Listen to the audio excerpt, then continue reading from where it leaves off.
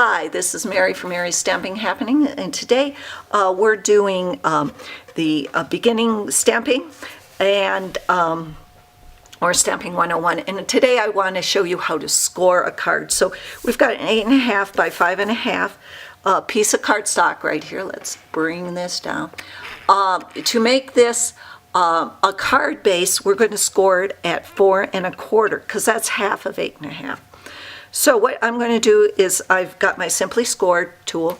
I'm going to take the score tool here and I'm going to put that in the 4 1/4 and I'm just going to go down like that. Now there is a lot of controversy whether or not then when you fold it, you're going to fold it on, let's get this, the valley, which this is, you can see it's down, and this is up, this is the mountain. Valley, mountain. Whether or not you fold it so the valley goes in, I have noticed on the Stampin' Up cardstock, it really doesn't matter because it is not going to,